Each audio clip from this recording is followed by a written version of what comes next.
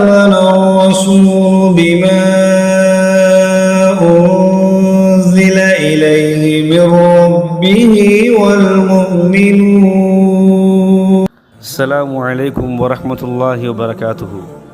தங்களது மேலான ஜகாத் சதகா ஃபித்ராக்களை நமது இஸ்லாமிய கல்விச் சங்கத்திற்கு கொடுத்து உதவுங்கள். அவற்றை ஏழை எளிய மக்களின் இல்லங்களுக்கே நேரில் சென்று கொடுக்க இருக்கின்றோம் இன்ஷா அல்லாஹ். கீழ்கண்ட எண்களை தொடர்பு கொண்டால் நமது சங்கத்தின் நிர்வாகிகள் தங்களது இல்லம் தேடி வந்து கனிவுடன் பெற்றுக்கொள்வார்கள். அஸ்ஸலாமு அலைக்கும் வரஹ்மத்துல்லாஹி வபரகாத்துஹு.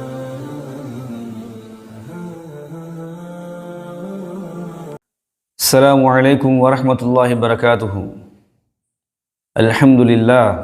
அல்ஹம்துலில்லாஹி ரப்பில் ஆலமீன் வஸ்ஸலாத்து வஸ்ஸலாமு அலா அஷ்ரஃபில் அன்பியாஇ வல் முர்ஸலீன் وعلى آله وأصحابه ومن تبعهم بإحسان إلى يوم الدين أما بعد فقد قال الله تعالى في قرآنه العظيم وفي الفرقانه المجيد فأعوذ بالله من الشيطان الرجيم بسم الله الرحمن الرحيم يا أيها الذين آمنوا اتقوا الله حق تقاته ولا تموتن إلا وأنتم مسلمون. قال الله تعالى أيضا يا أيها الذين آمنوا إذا قيل لكم تفسحوا في المجالس فافسحوا يفسح الله لكم رب اشرح لي صدري ويسر لي أمري واحلل عقدة من لساني يفقهوا قولي رضينا بالله ربا وبمحمد رسول وبالإسلام دينا. அனைத்து புகழும் அகிலங்கள் எல்லாவற்றையும் படைத்து பரிபக்குவப்படுத்தி பாதுகாத்து வருகின்ற வல்ல ரஹ்மான் அல்லாஹ் ஒருவனுக்கே புகழனைத்தும் உரித்தாகட்டுமாக. சாந்தியும் சமாதானமும் நம் உயிரிலும் மேலான ஈரோடக தலைவர் கண்மணி நபிகள் நாயகம் ஸல்லல்லாஹு அலைஹி வஸல்லம் அவர்களின் மீதும் அவர்களது உற்றார் உறவினர்கள் சத்திய சஹாபாக்கள் தாபியன்கள் தபுஅ தாபியன்கள் இமாம்கள் குறிப்பாக நம்மவர்கள் அனைவர்களின் மீதும் என்றென்றும் எப்பொழுதும் நிலவட்டுமாக. அன்பிற்கினிய எல்லாம் வல்ல அல்லாஹ்வின் நல்லடியார்களே, புனிதமான இந்த ரமலானுடைய மாதத்திலே நமது இஸ்லாமிய கல்விச் சங்கத்தின் சார்பாக நடத்தப்படுகின்ற தொடர் பயான் நிகழ்ச்சியில் தங்களை இந்த யூடியூப் வலைதளத்தின் மூலமாக சந்திப்பதில் மிக்க மகிழ்ச்சி அடைகின்றோம். அல்ஹம்துலில்லாஹ்.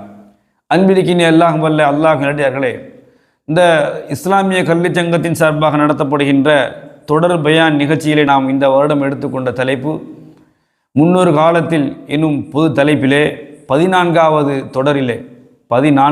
தொடரிலே சபை நாகரிகம் என்ற தலைப்பில் பேச போகிறோம் இன்ஷா அல்லாஹ். இந்த சபை நாகரிகத்தை பொறுத்தவரையில் அல்லாஹ்வுடைய தூதர் கண்மணி நபிகள் நாயகம் ஸல்லல்லாஹு அலைஹி வஸல்லம் அவர்கள் மஸ்ஜித் நபவியில் உட்காந்து உபதேசம் பண்ணிட்டுருக்காங்க மக்களுக்கு. அப்போது அவையில் இருக்கிறாங்க, வட்டமாக எல்லோரும் வரிசை, அதாவது ஒரு ரவுண்டு இருக்கிறாங்க, ரசூலாவும் இருக்கிறாங்க, அதை சுற்றி ஒரு ரவுண்டு இருக்குது. இந்த இடத்துல வந்து நபி ஸல்லல்லாஹு அலைஹி வஸல்லம் அவங்க வந்து மக்களுக்கு உபதேசம் பண்ணி கொண்டிருக்கிறாங்க. இந்த உபதேசம் செய்து கொண்டிருக்கிற சமயத்தில் 3 நபர்கள் பள்ளிக்குள் வரும் எண்ணத்தோடு வெளியில் வர்றான் பார்க்குறாங்க. சொல்லா வந்துக்கிட்டு இருக்கும்போது என்ன ஆகுதுன்னு சொன்னால், ஒருத்தர் வெளியிலேயே பார்த்துட்டு அப்படியே என்ன செஞ்சார், போயிட்டார், பள்ளிக்குள்ளே வரலை. 2 பேர் என்ன செய்கிறாங்க அப்படின்னு சொன்னால், ரசூலுல்லாஹ் முன்னோக்கி வர்றாங்க. ஒருவர் அந்த வளையத்தில், அந்த ரவுண்டாக உட்காந்துக்கிட்டாங்க வளையம், அந்த வளையத்தில் என்ன பண்ணுறாருன்னா ஒரு சின்ன இடம் கிடக்குது, அதை பார்த்த உடனே முன்னாடி வந்து உட்காந்துட்டார். அதுக்கடுத்த இன்னொருத்தர் என்ன பண்ணாருன்னு சொன்னால், அவர் என்ன பண்ணாருன்னா கொஞ்சம் வெக்கப்பட்டுக்கிட்டு உள்ளே போய் உட்காரதோ இல்லாமல் அந்த ரவுண்டுக்கு வெளியில் கொஞ்சம் தள்ளி உட்காந்துக்கிட்டார்.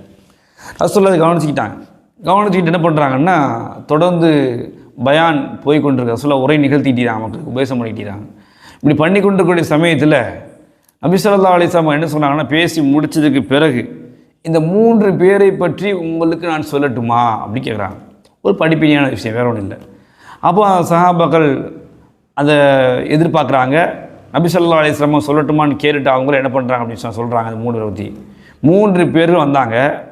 அதில் ஒருவர் என்ன பண்ணார், வெளியிலேருந்தே பார்த்துட்டு அப்படியே போயிட்டார். அதாவது அசால்ட்டாக, அது பெருசாக கருதாமல் போயிட்டார். அவரை அல்லாஹ் என்ன பண்ணிட்டான், அவரை அலட்சியப்படுத்திடுவான். அதுக்கடுத்த 2 பேர், அதில் ஒருத்தர் என்ன பண்ணார் அப்படின்னு சொன்னால், வெட்கப்பட்டுக்கிட்டு இந்த வளையத்தை விட்டு கொஞ்சம் வெளியில் உட்காந்தார்ல, அவரை பற்றி நபி ஸல்லல்லாஹு அலைஹி வஸல்லம் சொல்லும்போது சொல்கிறாங்க, அவர் வெட்கப்பட்டு கொண்டு வெளியில் அமர்ந்தார். வெளியிலன்னா அந்த ரவுண்டை விட்டு வெளியில் உட்கார்ந்தார். அதனால் அவருடைய விஷயத்தில் அல்லாஹும் வெட்கப்படுகிறான்.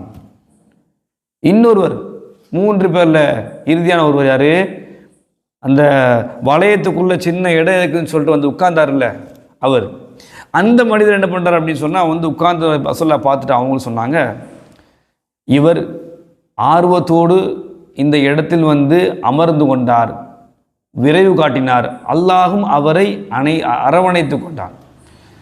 அவர் வந்து எப்படி ஒரு வேகமாக அரவணைப்போடு வந்து உட்கார்ந்துக்கிட்டாரோ அதே போன்று அல்லாஹும் அவரை அரவணைத்து கொண்டான் அப்படின்னு சொல்லக்கூடிய செய்தியை பார்க்குறோம். அன்பார்ந்த சகோதர சகோதரி, இதுதான் இந்த புகாரி முஸ்லிம் வரக்கூடிய ஹதீஸ். இப்போது இந்த ஹதீஸ் இந்த நிலையை பொறுத்த வரையில் சபை நாகரிகம்னு ஒன்று இருக்குது. நம்ம 3 நபரில் ஒருவரை பற்றி பேசும்போது என்ன சொன்னோம், கொஞ்சம் இடம் கடந்துச்சு, அங்கே வந்து ஒருத்தர் உட்கார்ந்தாருன்னு சொன்னோம்ல.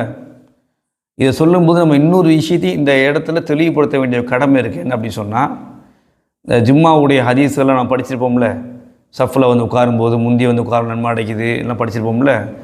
அதை பற்றி சட்டங்கள் சொல்லும்பொழுது இருவரை தொழுகைக்காக பள்ளிவாசல்லே உட்காந்துக்கும் போது இருவரை பிரித்து விட்டு முன்னாடி என்ன செய்யக்கூடாது, சொல்லக்கூடாது. தாமதம் வந்தாலே தாமதமாக தான் உட்காரணும், பின்னாடி தான் உட்காரணும், முன்னாடி என்ன செய்யக்கூடாது, போகக்கூடாதுங்கிறத அந்த ஹதீஸ் மூலம் தெளிவுபடுத்துகிறாங்க நமக்கு. இப்போ சபை என்று சொன்னாலும் நாகரிகம் ஒன்று இருக்குது, அதுக்கு ஏற்றவாறு நம்ம என்ன செய்யணும், அமைத்து கொள்ள வேண்டும். அல்லாஹ் திருமறை சொல்லணும் இல்லையா, யா அய்யுஹல்லதீன ஆமனூ இதா கீத லகும் தஃபஸ்ஸஹூ ஃபில் மஜாலிஸி ஃபஃப்ஸஹூ யஃப்ஸஹில்லாஹ். உங்களுக்கு சபையில் வந்து நீங்கள் ஒரு இடம் கொடுங்க, ஒதுங்க, உட்காரணும்னு சொன்னால் உட்காரலாம், தப்பு இல்லை. இடம் கொடுத்தாங்கன்னா என்ன செஞ்சிடலாம், உட்காந்துக்கலாம், பிரச்சனை கிடையாது. அதே மாதிரி நம்ம வந்து ஜும்மாவுக்கு வர்றோம் அப்படின்னு சொன்னால் பிரித்து விட்டு நினைச்சு கூட போய் உட்காரக்கூடாது. அது ரசூலுல்லாஹ் கண்டிக்கிறாங்க.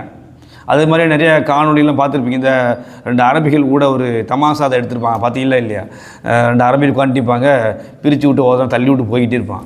கடைசியில் இந்த அரபியை கோவப்பட்டு பக்கத்தில் இந்த இது வாங்குவார், இந்த ரிப்பன் இந்த மண்ணில் மாட்டிப்பாங்கல்ல, அதை வாங்கி இன்னொருத்த தள்ளி விட்டு பார்ப்பான். ஆனால் பிடிச்சி வச்சு அடிக்கிற மாதிரி ஒரு ஆடியோ நம்ம எடுத்துருவோம், பார்த்துருப்போம். அது நகைப்புக்குரியதாக இருந்தாலும் சிந்திக்க வேண்டிய விஷயம். அது கரெக்டு தான், அப்படி தான் பண்ணால் சரியாக வரும் போல் தெரியுது. அப்போது அந்த மாதிரியான சபை நாகரிகத்தை கடைப்பிடிக்கணும். எங்கே முந்தனும் எங்கே பிந்தனும் விஷயம் இருக்குது, அதுக்காக சொல்ல வர்றேன். சபை நாகரிகங்கிறத இந்த மாதிரியே நம்ம சில சிந்தனையோடு பொருத்தி பார்த்து செயல்படணும் அப்படிங்கிறது தான் இந்த தொடருடைய நோக்கம். ஆகவே ஒரு இடம் இருக்குது, அது தனியே இருக்குது, அங்கே போய் உட்கார்றதுனால யாருக்கும் தொந்தரவு இல்லைன்னு சொன்னால் நம்ம முந்தி போகலாம், தப்பு கிடையாது. அதனால தான் இமாம்கள் உரை நிகழ்த்த ஆரம்பிக்கும் என்ன சொல்லுவாங்க, நெருங்கி வாங்க, ஷைத்தானுக்கு இடவழி கொடுக்காதீங்க அப்படின்னு சொல்ல இமாம்கள் சொல்கிறத நீங்கள் பார்த்துருப்பீங்க. ஜும்மாவுடைய உரைகள்லையோ மார்க்க பிரசாரங்கள் பண்ணும் பொழுதோ என்ன செய்யணும்னா, முன்னிலை வகிக்கிறவங்க முன்னிலை வந்துடணும், பின்னாடி வர்றவங்க அவங்களுக்கு இடம் கொடுக்கக்கூடாது முன்னாடி வர்றதுக்கு. அப்போ அவங்க பின்னாடி உட்காருவாங்க. நம்ம என்ன செய்கிறோம், முன்னாடி இடத்த விட்டுறோமா, பின்னாடி உள்ளவங்க இடம் தான் கிடக்குது, முன்னாடி போகணும், முன்னாடி வர்றாங்க. இதனால் ஒரு சபை குலைவு என்பது ஒரு சபைக்கான ஒரு சிறிய இடைஞ்சல் ஏற்பட தான் செய்யுது, சலசலப்பு ஏற்படும். அதனால் அதையெல்லாம் தவிர்க்கும் விதமாக நம்ம ஆர்வம் இருக்கலாம், தப்பு கிடையாது. முன்னால் இடம் இருந்தால் போய் உட்காரலாம், சரியா? முன்னால் இடம் பூர்த்தி ஆயிடுச்சுங்கும் போது பிரித்து விட்டு போய் 2 பேர் தள்ளி விட்டு உட்காரக்கூடாது, தப்பு. அப்போ பின்னாடி இடம் இருந்தால் அங்கே உட்கார்ந்து கொள்ள வேண்டும், அதற்கான கூலி கிடைக்கும் இன்ஷா அல்லாஹ். ஆகவே இந்த தொடரின் மூலமாக சபை நாகரிகத்தை சபைக்கேற்றாற் போல் நாம் அமைத்து கொள்ள வேண்டும். இதுதான் நம்ம சொல்ல வேண்டிய இந்த தருணத்தில் முக்கியமான நோக்கம். ஆகவே அல்லாஹும் தன்னுடைய திருமறையில் அப்படி சொல்கிறான். அது நம்ம 58வது அத்தியாயத்தில் 11 வசனமாக இடம்பெற்றிருக்குது. அப்போ இந்த மாதிரியான நிலைகளை நம்முடைய சிந்தித்து உணர்ந்து செயல்பட்டு கொண்டால் நாகரிகம் நம்மை விட்டும் என்றும் போகாது என்பதனை புரிந்து கொள்ள வேண்டும் இன்ஷா அல்லாஹ். இந்த மார்க்கம் நமக்கு நாகரிகத்தை அழகிய முறையில் கற்றுத்தரக்கூடிய மார்க்கம். அந்த மார்க்கத்தில் இருக்கக்கூடிய நாம் அதை சரியாக கடைபிடித்து வாழ எல்லாம் அல்ல நாம் யாவரும் தௌஃபீக் செய்வானாக. வாஹி தாவானா அல்ஹம்துலில்லாஹி ரப்பில் ஆலமீன். வஸ்ஸலாமு அலைக்கும் வரஹ்மத்துல்லாஹி வபரகாத்துஹு. தொடர் 14க்கான கேள்வி. சபை நாகரிகம் குறித்து சொல்லப்பட்ட அத்தியாயம் மற்றும் வசன எண் என்ன? இன்றைய கேள்வி பதிலுக்கான பரிசினை வழங்குவோர் வைலன்ஸ் marketing services and right app நிறுவனத்தார்.